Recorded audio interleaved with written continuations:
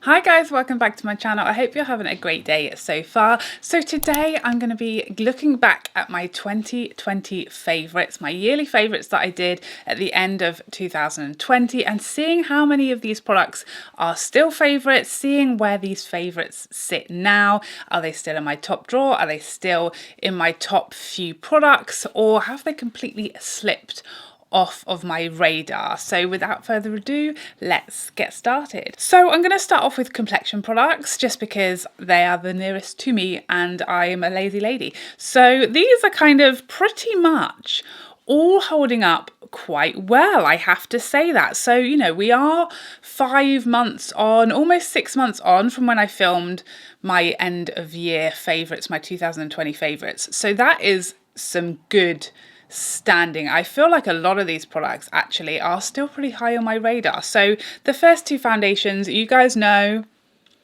the Tom Ford Shade and Illuminate and the Tom Ford Soft Matte are still in my top 5 foundations. Probably one and like maybe four or five, but yeah, still absolutely obsessed with both of these. Still love them both, still use them very frequently. Nothing has changed, still absolutely adore them as much as I did at the end of 2020. Same really goes for the Estee Lauder. It's still in my top favorites. It's still in my favorites foundation drawer.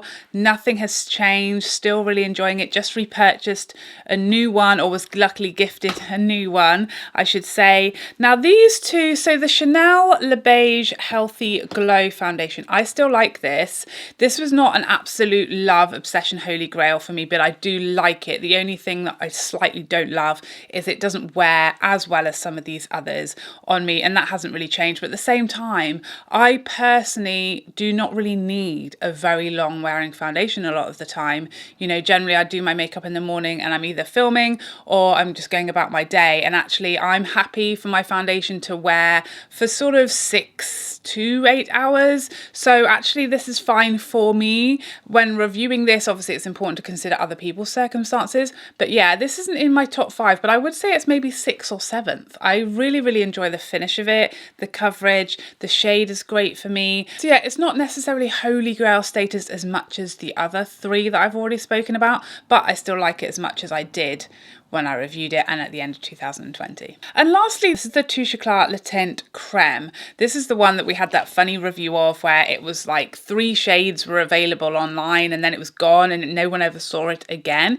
And they've now released this packaging, but the word creme just doesn't appear to be on the bottle, not here in the UK anyway. I have had some of you guys tell me in Australia you have the Le Tint Creme version, but who knows what's happening with this foundation. This is probably the only one out of these foundations that were in my 2020 favourites that I've slightly not gone off, but I just don't like to use it that much because I just don't know what's happened to it, whether it really exists, whether it's disappeared forever, whether it's coming back, whether it is actually the exact same formula that now appears without the word creme. I just don't really know. So I don't like to use it on camera because I feel like I can't be confident that you're going to buy the same product, if that makes sense. So this has definitely gone into my other foundations drawer and no longer sits in my top favourite foundations drawer, but it doesn't necessarily mean it's done anything wrong. I don't like it as much as these others. So that's not really changed. I don't think it was a absolute holy grail at the time. I really liked it, but it wasn't like a love holy grail. And I just don't use it that often because I just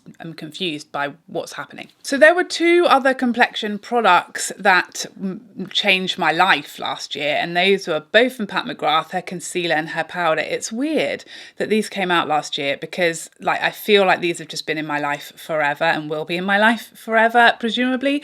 I still absolutely holy grail these. They are my number 1 concealer, my number 1 under eye setting powder.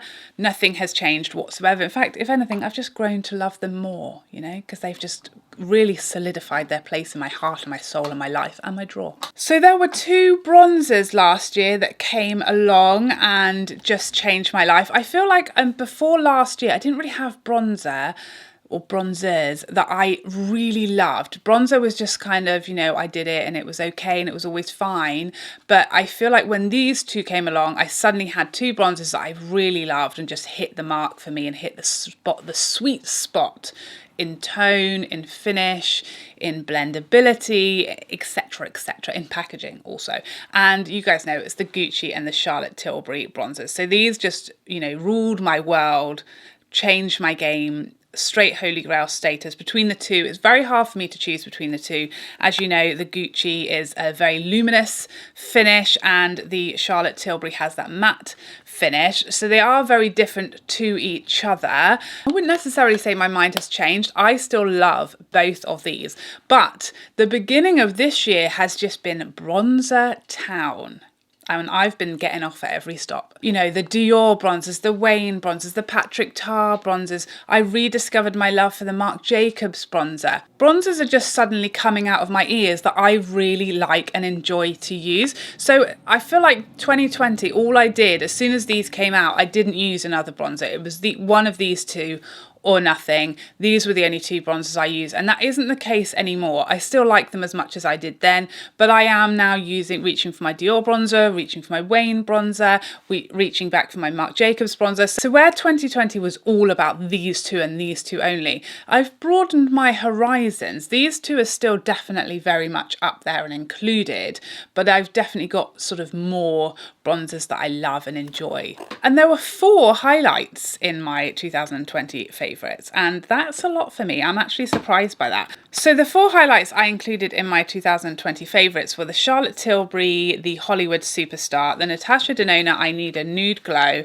the Terracotta Nude from Guerlain, and the original Champagne Gold, the Skin Fetish highlight from Pat McGrath. So this is the one, the doorstop packaging. So I feel like I've kind of not changed my mind, but as the way I felt about these in my 2020 favourites has changed on almost all of these except for one. So 3 of them have kind of fallen slightly off the radar, and one has like shot up the rankings even from where it was in my 2020 favourites. So let's start with the Guerlain Terracotta Nude. This is that very, very natural skin-like slight luminosity rather than, I mean, you can barely see it on my hand there. That's what this highlighter is. It's that skin-like, very soft, very subtle glow.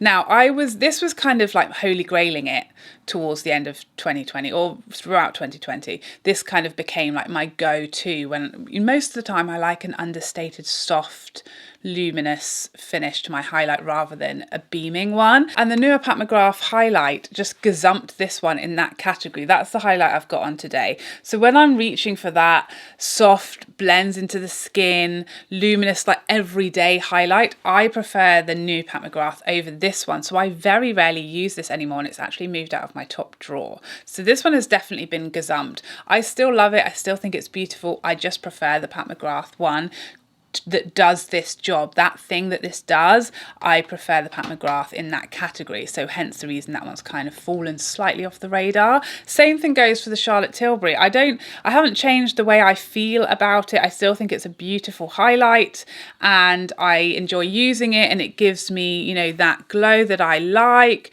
But again, when I'm going for a more luminous, softer highlight, I will almost always every time reach for the new Pat McGrath one. So that one has just, I mean, I still like both of those and use them, but they aren't quite as holy grail as they were at the end of last year. And the same thing goes for the Pat McGrath Skin Fetish Champagne Gold. The colour of this is just slightly strange. It's sort of almost cool pink, even though it's called Champagne Flash. I really like this highlighter. I think it's beautiful and I still use it. But if I'm going to reach for a Pat McGrath highlight, it's not my favourite, as you guys know. So again, all 3 of those highlights I still really like, I still enjoy. I haven't gone off them. I don't dislike them. Nothing bad has happened. But the new Pat McGrath one just came along and stole my heart, and therefore some of those have just kind of got less use than they did last year. But this one, the Natasha Denona I Need a New Glow, I feel like this has actually kind of gone up the rankings. And the reason being that this is like a whole new level. I mean, the other highlights I've swatched here on my hand, you can barely see, whereas this one is much more beaming. So when I want a beaming highlight, this is the one I'm reaching for. You know, this is really a different type of highlight from the other ones that I've mentioned. This gives me that skin-like, melts into the skin. It works beautifully with my skin tone, but it is like beaming. So when I want to look highlighted and I want to look much more glowy than I do like today, which is a more soft natural, when I want to look highlight, this is like my number one now. I absolutely love this one. So yeah, I feel like this has actually kind of risen up through the rankings because I found a highlight that I absolutely obsessed with and is perfect for me for every day, and then this one does that other thing perfectly beautifully. I was very restrained when it came to other cheek products, so blushes. You know, I'm a blush absolute fan of blush, and I only included like 3 and 1 palette for my blushes, so I feel like I was pretty restrained. So this is Nars Orgasm X, absolutely still a favourite, definitely one I use more in summer than say winter, spring, autumn. It's definitely summer all day. I mean, even just to look at it you can see, but this is the type of shade I go nuts for in summer. It hasn't changed, love it, still obsessed with it. The Chanel Shane's blush, that's the limited edition one. Try and open it the wrong way around, come on. That's this one with that stunning pattern on the front. I just don't really reach for this one that much, I will say that. I forget about it. It still lives in my top drawer. I shouldn't have put that on a wet hand, and it no favours. But I still do reach for this one. It's very beautiful. I love the finish. It's quite a neutral sort of copper tone that goes with most makeup. But I do forget about it a lot, and I have to remind myself to reach for it because I really enjoy wearing it with certain makeup, and I think it's one that I probably prefer, you know, winter time. But yeah, it's still in my top drawer and I still enjoy it. Same really goes for this Chantecaille cheek duo. This, I'm having to hold this in because that highlight now falls out, like the glue has failed and it pops out, so that's not ideal. I still really enjoy this cheek duo. As I said, I have to remind myself to reach for it, and I think because it's a duo as well, sometimes, you know, if I want to use my Pat McGrath highlight, I'm unlikely to reach in here just for the blush, so I have to remind myself to use this. But when I do, I still love it. I still think it's beautiful, and the packaging is just to die for. I do wish the highlight would stay in its place though. So in that way, the packaging has not aged well. And last but not least, I think, for the cheek products, my Nars Hot Fix palette. This is a limited edition, and I think it's like basically gone now. It's got that stunning packaging that I love, and this is probably just my favorite. As far as Nars cheek palettes, which are like my favorite product from Nars, from the brand, I think they smash it. This is probably just my absolute fave. The tones in here are just so easy. You just don't have to think about anything. They're just all gonna go with any makeup look. This is my favorite. I like that you've got a glowy shimmer, a matte. This one's kind of an in-between, like a satin and then a highlight as well. I love all of the products in there. I've told you how much I love this one. I still love it to this day. Nothing has changed. And then we have a whole heap of eyeshadow palettes, and do you know what? I still love all of these, but one in particular has massively grown on me from the end of last year. So these two from Pat McGrath, absolutely love. This one is one of my absolute favorites from Pat McGrath. It's just floors me every time. This one is less exciting to me, but yeah, love them both still use them both. Nothing has changed there. I mean, Divine Rose 2, I couldn't love her more when I first got her, and I just somehow managed to love her more every time I open it. Still like the love of my life, absolutely obsessed with it. Just is so special to me. Nothing has changed there. I do find myself reaching a little less for the Celestial Divinity palette than I maybe thought that I would. Like, I love this. I think it's gorgeous. Although I think the one reason I don't reach for it as much is because it's lacking some mattes. I wish it had some more mattes. I think I said that at the time, and I think that makes me reach for other Pat McGrath palettes more often than this one, but it's still a heap of fun. You can see it's very well used and loved. Yeah. Oh, Mel's Tiny Marvels palette. I just feel so lucky to have been able to play with this. It's just an absolute delight. It's got so many colour combos in here. I mean, this literally solidified my love of greens and colour. I feel like this is the palette that really helped me learn how to love colour. So that is just very special for me. This palette is very special for me for lots of reasons. I love it still. I love playing with it.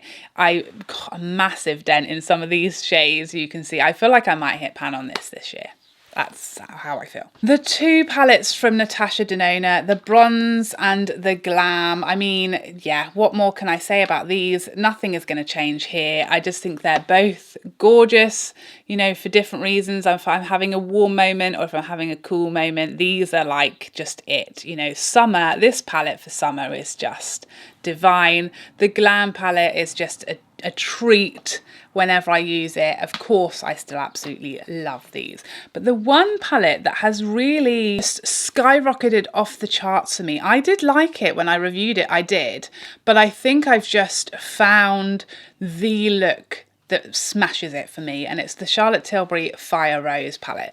I think when I first got this, I don't know what I was doing, to be honest. I couldn't tell you. Maybe I was just using this matte in the crease and then maybe this one in the outer third. So what I started to do now is I use this shade up here, all in the crease and the outer third of the eye. Then I just slightly darken the crease slightly with the matte, the kind of burgundy matte. Then I go kind of all over the lid with this one. Sometimes I start with this and then top with the Mega Shimmer, and then other times I'll just use this one and then I use this as like a brow bone and an inner corner. But that look, it just took this palette from like an 8 to a 10 for me, and I'm just reaching for it all the time now. It's got me a lot of compliments when I've worn it this way. You guys have been going nuts when I wear it in that way because it's just much more soft and wearable and it's not so red heavy. I think when you go really heavily with this shade, it's quite red, and therefore, you know, you have to sort of balance it with blush and lipstick, and it takes it, for me, a little bit too much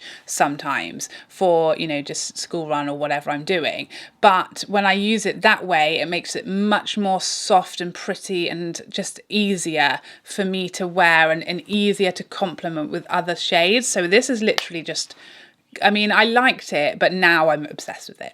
Two mascaras that just came along and changed my whole life, like Lancome Monsieur Big Who. Like, that's what happened last year, and I did not see that one coming. It's the Charlotte Tilbury Push Up Lashes and the Dark Star from Pat McGrath. This is the one I've got on my lashes today.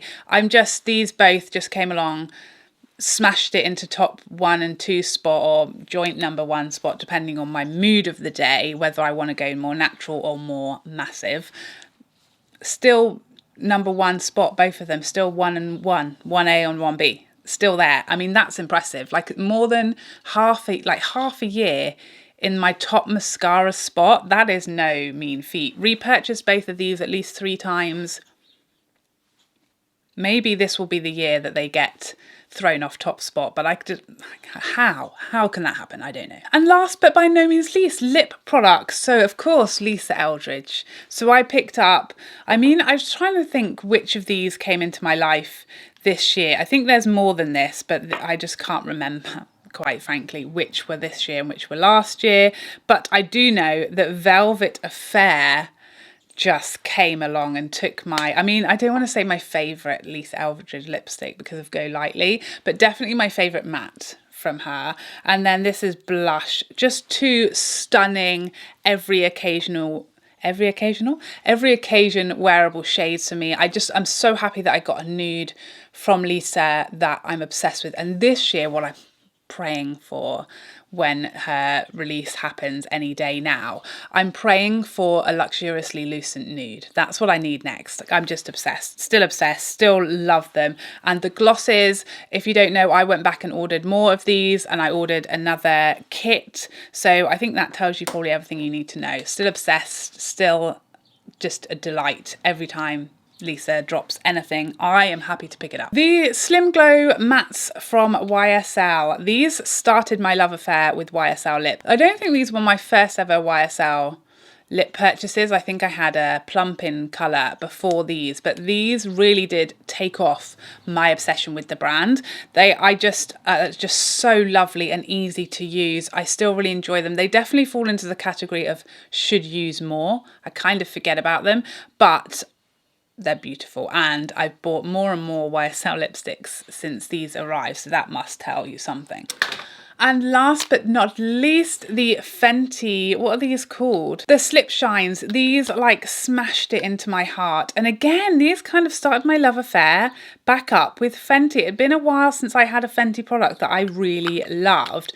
And these were it. I've got 3 of these now. These are the balmy formula. These nudes particularly, I reach for all. They just live in my handbag. I love them. And I then, of course, picked up the Fenty Cream Glows this year and became obsessed with those. And I also picked up another one of her lip balms, her coloured lip balms. I just love the Fenty lip formula. I think they have great shades. Very, very flattering as well for lots of skin tones. For summer, these just live in my handbag and I just love wearing them all of the time. I think they're very, very flattering. And again, one of those that I've probably, if anything, love more than I did in my 2020 favourites. So there you have it. Those were all the products that were in my 2020 favourites and how I feel about them, where they're at now. I'd love to know if you guys are still hanging on to products and they're still hanging in there in your top favourite drawer from the end of last year, or if you are just completely a new person and you've just out with the old and in with the new. Let me know what's made it through the first half of 2021 from last year for you. I hope you enjoyed this video and I'd love to see you in the next one. Otherwise, take care for now. Bye bye bye bye.